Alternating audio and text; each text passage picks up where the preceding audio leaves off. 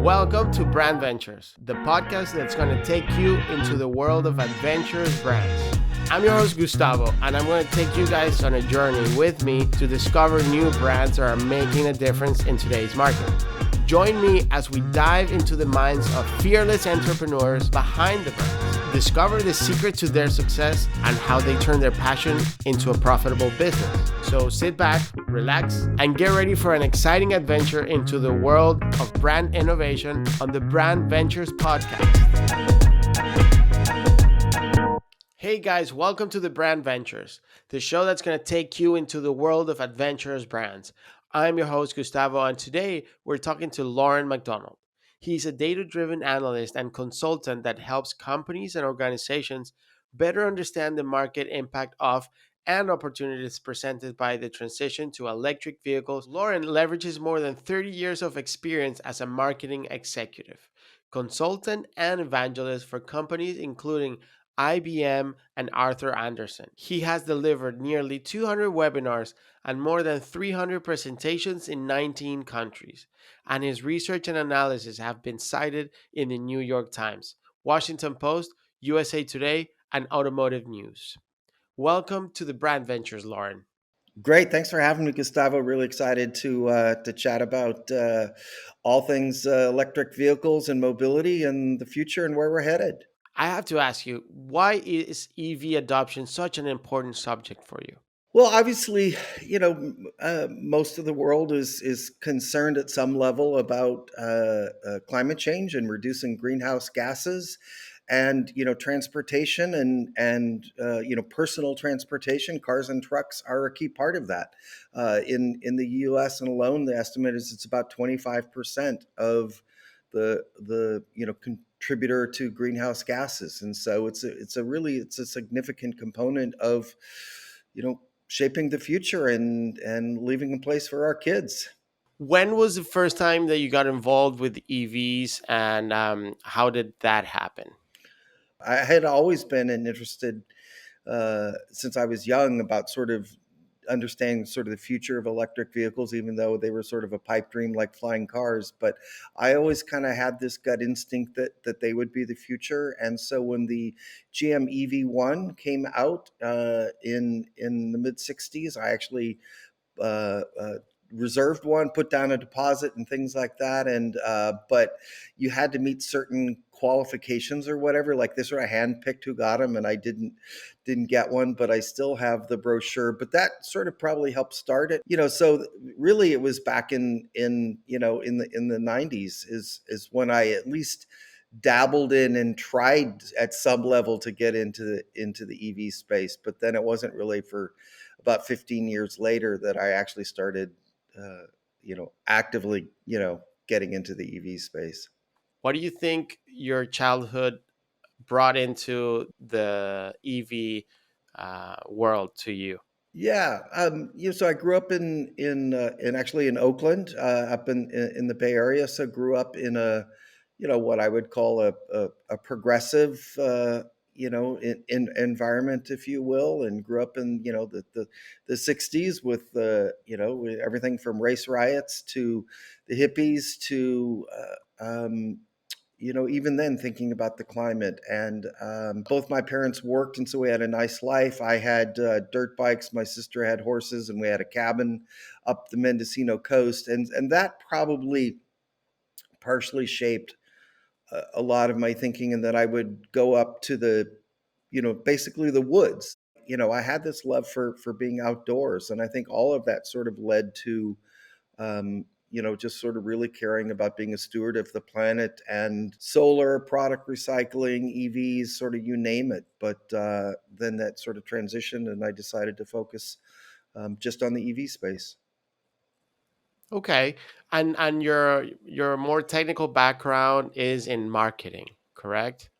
Yeah, as I mentioned, I started my career in public relations. I always enjoyed writing ever since I was a kid, and so I kind of actually fell into public relations, and then expanded into a broader marketing role. So I was a marketing executive at several different companies, professional services and startups, and ultimately digital marketing, marketing technology companies, and ultimately evolved into what uh, we refer to as a marketing evangelist. So I like to say I had one of the world's greatest jobs, in that I got to fly around the world. Went to, I think, 19 countries. Uh, Speaking at conferences, meeting with clients, and even though I guess I was not helping the planet by flying around all that, it was a great job, great exposure. Got to meet a lot of people and see the world, and yeah, it was a lot of fun. Let's talk about EVs, right? What is the difference between the structures of EV mobility sector versus the gas vehicles sector? What's fundamentally different about electric vehicles from a sort of a powertrain perspective versus gas powered vehicles is obviously a couple things. It's the electric motor, and it's the battery, right? And those are fundamentally, the two key differences. Obviously, gas powered cars have a big gas engine, and gas tank, um, and they have transmissions and drivetrains and all these things. And so fundamentally, electric vehicles are becoming a mix of hardware and software. It Mm. really is sort of a significant transition. And one of the things, Gustavo, that we're seeing a lot of the legacy automakers struggle in this transition for a couple of reasons. One is they are late to building out their supply chain. So these things like uh, the battery cells, and the battery packs, and this takes years to sort of build those factories and get the supply chain of the minerals and the sourcing and all that stuff together, mostly through partnerships.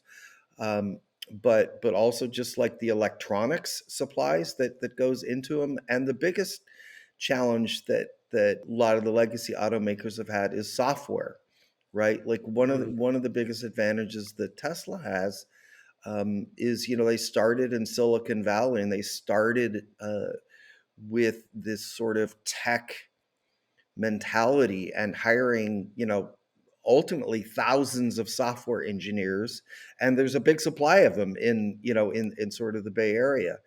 And whereas the legacy automakers, they didn't have that culture and that mindset, and um, they were also outsourcing a lot of the parts of the vehicle, and that was fine Mm. when the parts were mechanical. Yeah. When you're sourcing now parts that are electronic, right, and that are hardware that have software and electronics built into them, you can't have 20 different companies writing the software code, right? All those things have to talk to each other. And so that's been a massive challenge. Jim Farley, the CEO of Ford, just mentioned this exact point at a recent investor conference, that they're having to rethink the supply chain. The auto industry historically moved to just basically assembling vehicles, but by parsing out, the production to other companies to make all the sort of individual pieces. And it's like steering a big ship versus steering a smaller boat. In order for these companies to change 1 degree, they have to have this massive force, but a smaller boat can adapt faster. Yeah, And I yeah. think that's where the new companies have an advantage. Absolutely. Though they have, if you take companies like Tesla, Lucid, and Rivian, three of the sort of the most well known of the EV startups, while they can theoretically move faster because they're starting with a blank sheet, and they're designing the cars and their factories and everything from the ground up. Um, they also have capital. They have to access the capital markets a lot, and Lucid has gone back several times to raise capital. I mean, as Tesla. But so there's advantages. The legacy uh, automakers have whole dealer networks, right? And so, they Yeah. produce the cars, but then they can just get them out to the dealers. Most of these startups are not going the dealer route, right? So they have to build up all of their own, showrooms and service centers and things like Mhm. that. And so that's time intensive, capital intensive, and yeah, a lot of work. What do you think is the role of branding and marketing with these new EV vehicles, and how is that going to support the industry?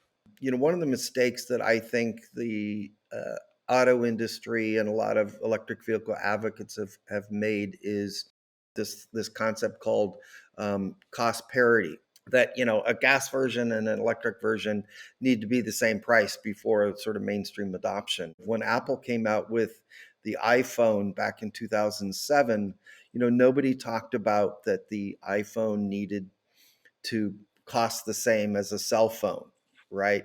It cost like four times as much because it was a better product, right?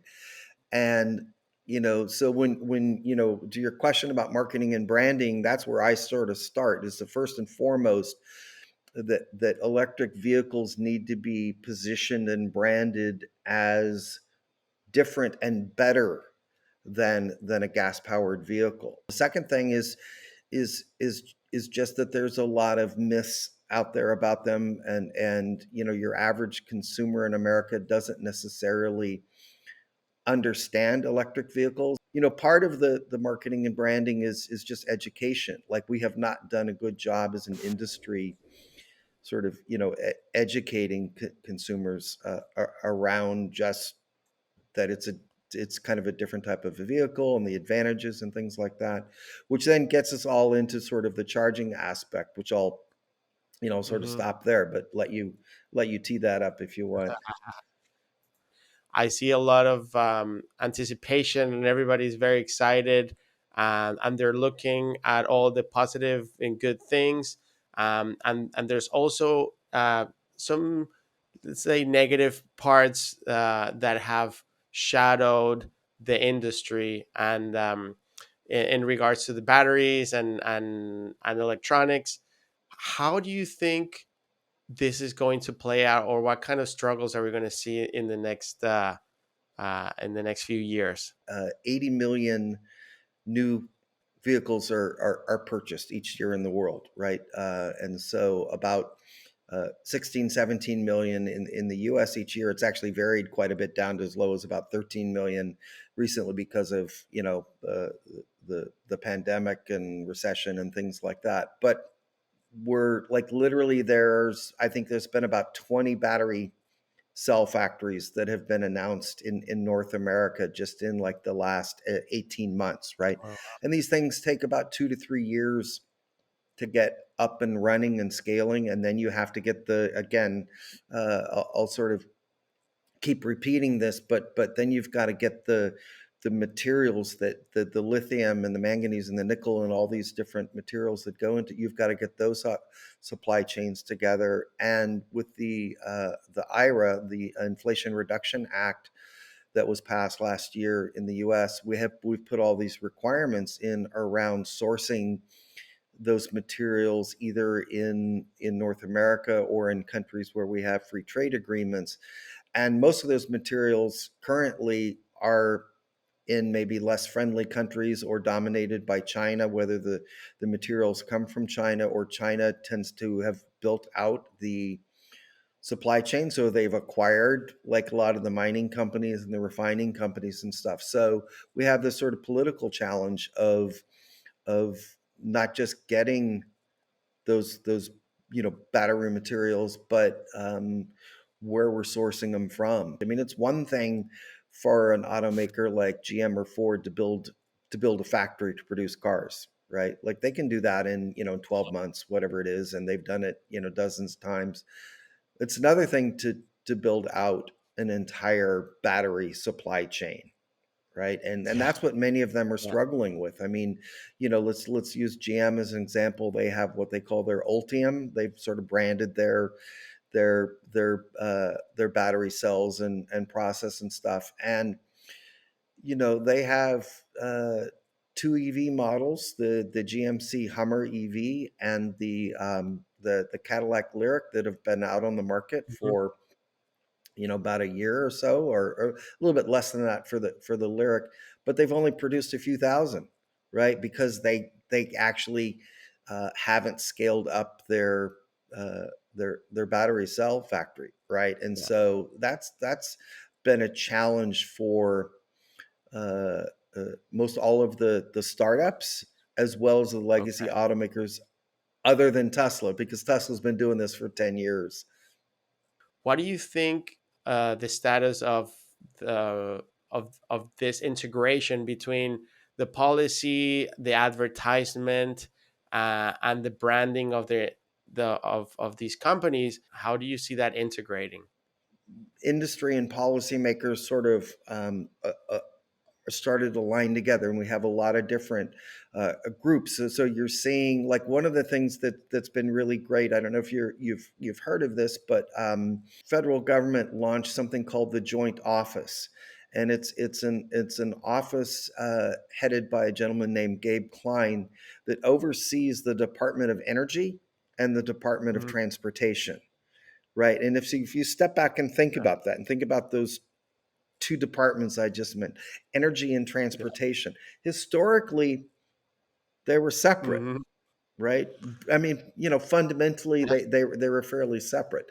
But now the Department of Energy, when, the grid and the sources of energy is the key driver of transportation. As I mentioned, the Inflation Reduction Act has been sort of huge. And in fact, I think it's actually been a failure from a consumer perspective. Um, but from the clean vehicle credit is not going to very many vehicles and very many consumers and things. But on the supply chain side, it's been massive, right? We are basically reinventing America from Mhm. a factory uh, and battery perspective. So there's an opportunity to create a new sort of ecosystem around this energy source. Um, there's also I also at the expo I saw there's a lot of different sizes to this. So Yeah, it's not just about getting on a car and the concept, the idea that you have to get into a car to do this and this and that.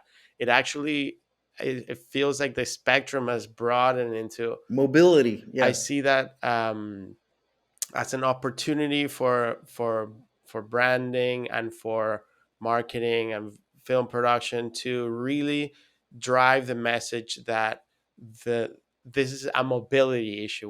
We're looking at how do we get from A to B in all the different places in the most effective and and and and fun way also, right? That is our single biggest challenge, I believe, going forward in America. Is, to your point, is we have to get people to rethink how they get from point A to point B in the most efficient way. And going 2 blocks to pick up your prescription at CVS or something like that, in a 7,000 pound 3 row SUV, isn't necessarily the most efficient way to do that. And Yeah. so I have this whole vision of getting people to actually get rid of one car.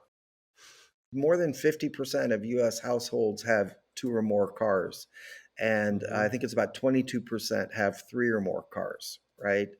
Which means that there's like millions of households that have like 4 and 5 cars. Like, I have a neighbor down the street that's got like 5 cars sitting in front, one across the street with like 4 cars, and it's like one per household member. It's like crazy, right? We've got to get people back to thinking about just using the right vehicle for the right job, right? And that might be walking, it might be an e-bike, it might be a regular bike, it might be scooters.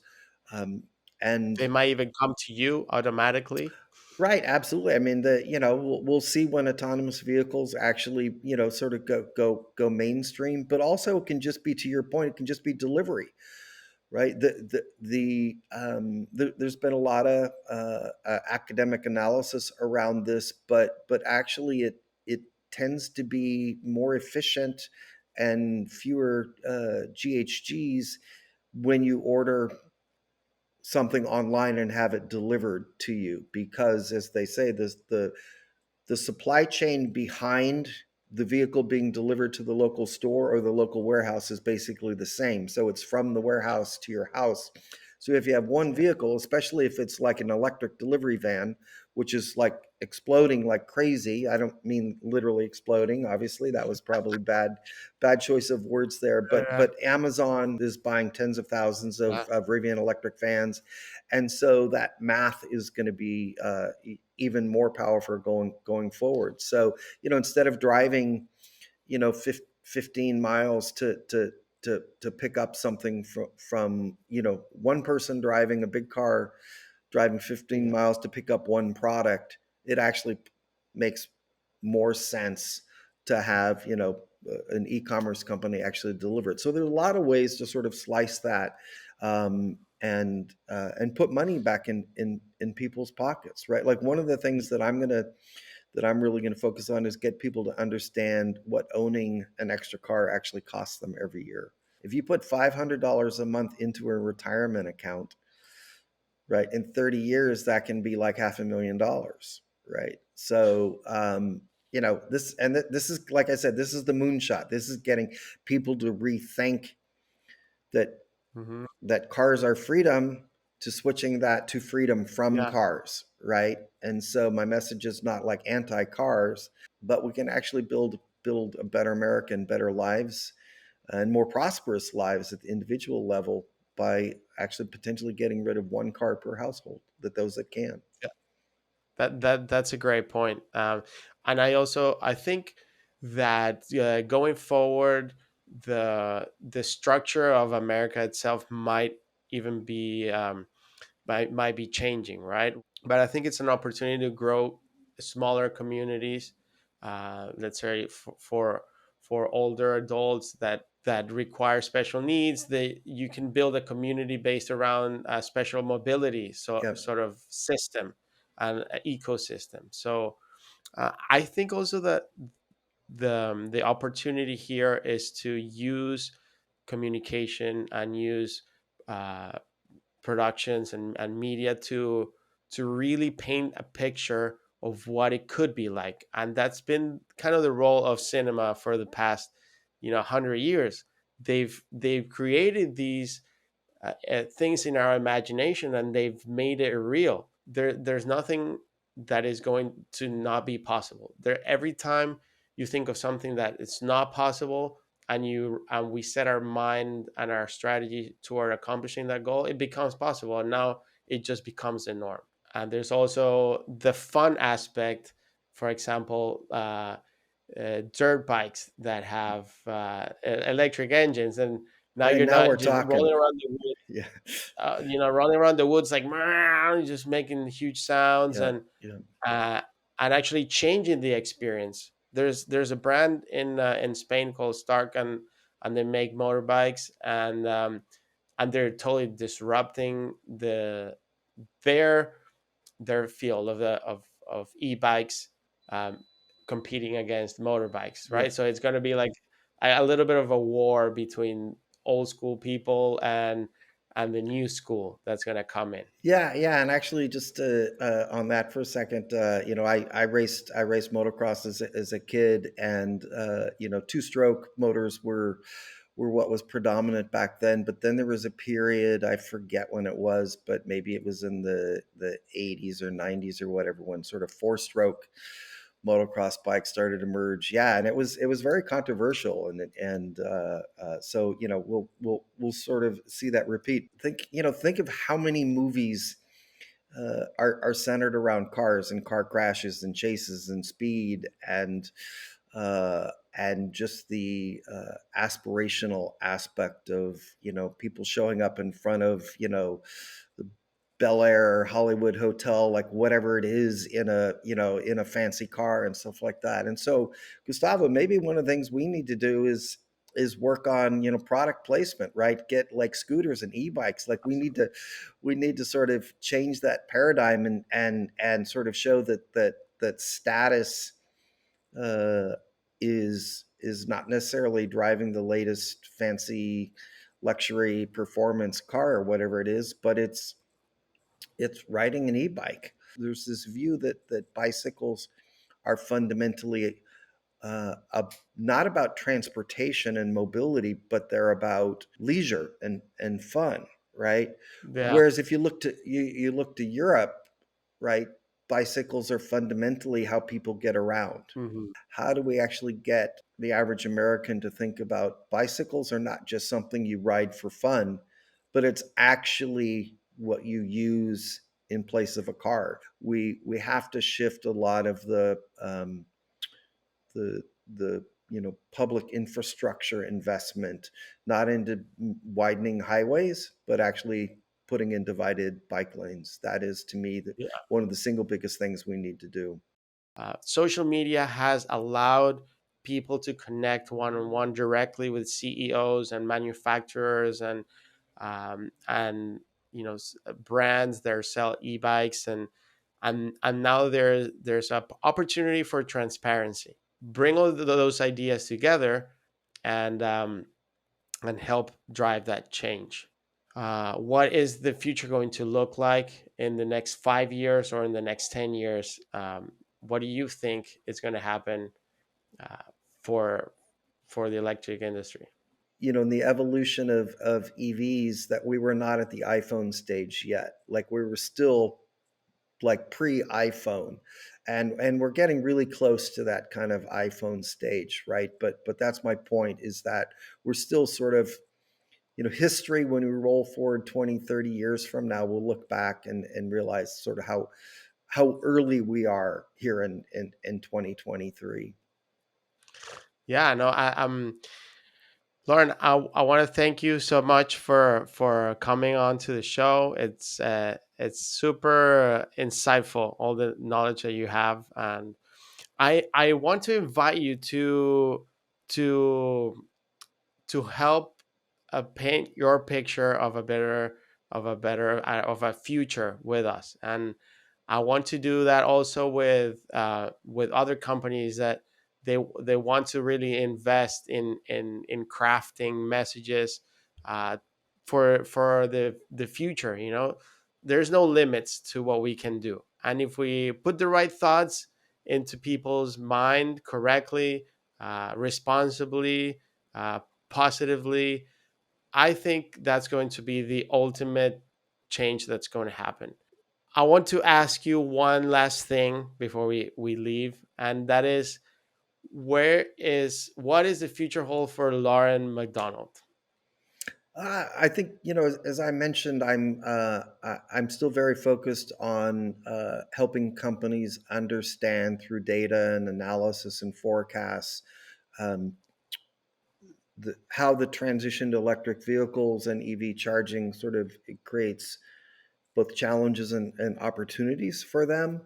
My future is really this sort of moonshot of getting Americans to rethink their love affair with cars. Absolutely. It's not going to be easy to get people to think this. We have to build out the biking, infrastructure in cities and things like that. But that is my passion, and that's what I'm going to be heavily focused on going forward.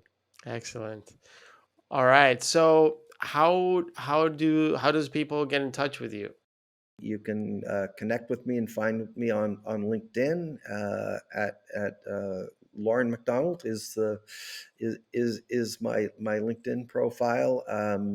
Also, you can go to evadoption.com. That's probably the sort of the easiest way, and reach out to me there. I'm also on Twitter at Loren McDonald and EV adoption tweets. And so, yeah, there's a lot of different ways you can reach out to me. Excellent. All right, Loren, thank you so much for being here at the Brandventures. We're thrilled to be able to speak to you directly. Great. Thanks a lot. Tune in for the next episode, and welcome to the Brandventures.